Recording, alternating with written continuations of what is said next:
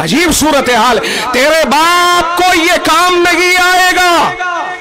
मौलवियों के पास जाता है, मौलाना बच्चे भेज दो। क्या हुआ? बाबा मर गया, जन्नत में चला जाएगा।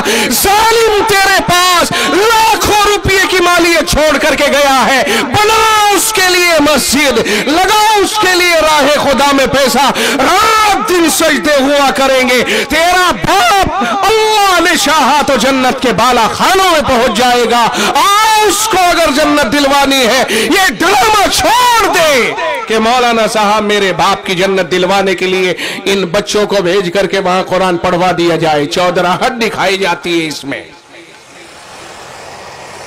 अगर मदरसे वाले ये उद्र कर दें कि साहब ये तो कुरान पढ़ने का टाइम है, अगर हमने बच्चों को वहां भेज दिया तो बच्चे कुरान शरीफ कब पढ़ेंगे? मुखालफत खड़ी कर दी जाती है। बाज दफा मदरसे के बंद कराने तक के हालात बना दिए जाते हैं। अच्छा, हम बुलाने के लिए गए, हमारे कहने से नहीं भेजा। याद रखना, थोड़ी के लोगों, किसी के बाप के गुलाम नहीं है ये बच्चे। हमें कहा जाता है कि मौली साहब सख्त तकरीर न किया करो। अगर मैं ये हक बयानी न करूं, क्या इन तलबा को मदरसे के चौधरियों का गुलाम बना दिया जाए? क्या इन मदरसे के बच्चों को आवाम का गुलाम बना दिया जाए?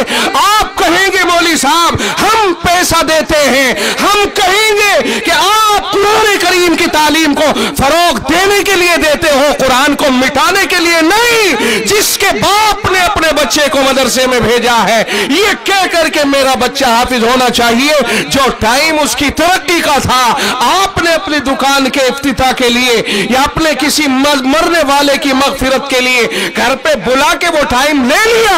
अब बच्चा कुरान का सबक नहीं सुना पाएगा। एक दिन का उसका नुकसान हुआ, दूसरे दिन किसी और ने बुला लिया, ये तो बिरादरियां हैं, ये तो रस्में हैं। तीसरे दिन किसी और ने बुला लिया और पांच मदरसे इसी तरह शहरों में खुले पड़े हैं और चल रहे हैं। मैं उन मातमीमों से कहूंगा, जालिमों, तुम दूसरे की और कौम की औलाद का इस्तेसाल कर रहे हो। तुम्हें क़यामत के दिन खुदा के यहां पर पकड़ करके जवाब देना पड़ेगा।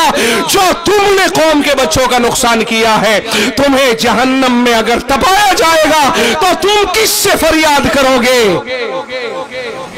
मैं किसी के लिए नहीं कह रहा हूं, मैं उन जालिमों के लिए कह रहा हूं जो चाहे कौम के अफराद हो या मुहतमीम हो या कोई मुदर्रिस हो, जो इस तरह की हरकतें करते हैं और कौम के बच्चों का मुस्तकबिल बर्बाद करते हैं।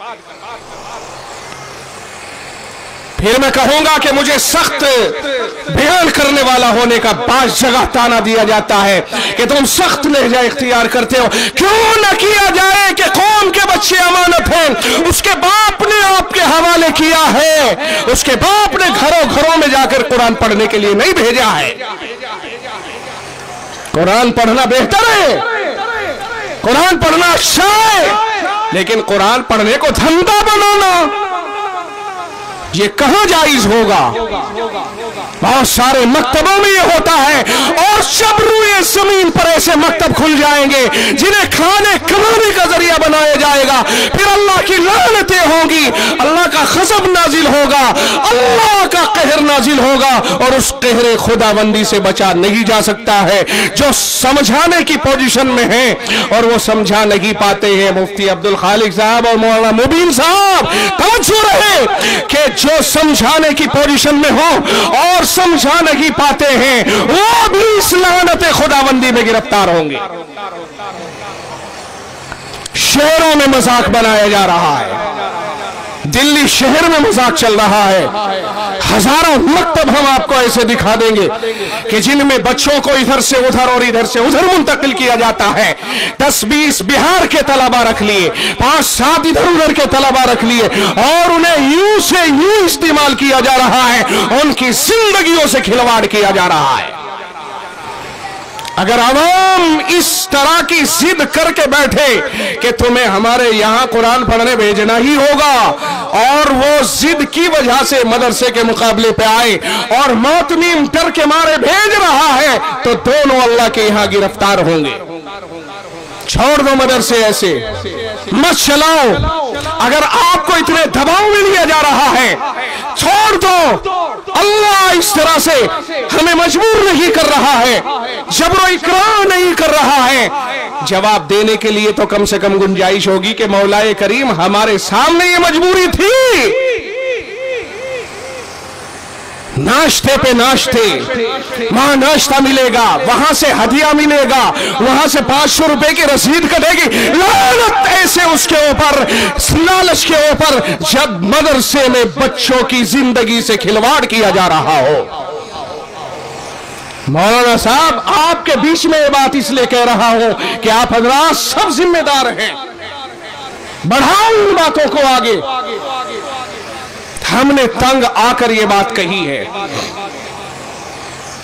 बहुत सारी जगहों की ये शिकायतें मौसूल हो रही हैं और चूंकि खादिमुल इस्लाम हापुड़ एक जिम्मेदार इदारा है, इस हैसियत से कि मैं उसमें बहरहाल एक छोटा सा मुलाजिम हूं, मेरी जिम्मेदारी बनती है एक जिम्मेदार इदारे का मुलाजिम होने के नाते कि मैं आप तक ये बातें कहूं कि गलत है, ये तरीका बिल्कुल गलत है। ईसाले सवाब के तरीके और भी हो सकते हैं, बच्चों की जिंदगियों से खिलवाड़ करके ही नहीं।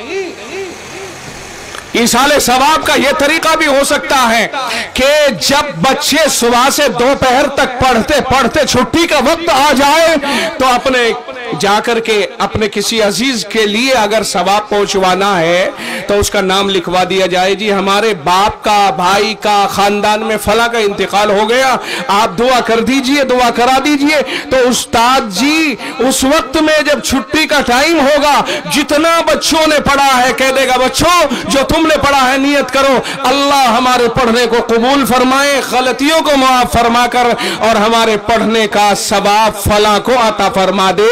ईसाले सवाब का यह बेहतरीन तरीका है, शानदार तरीका है।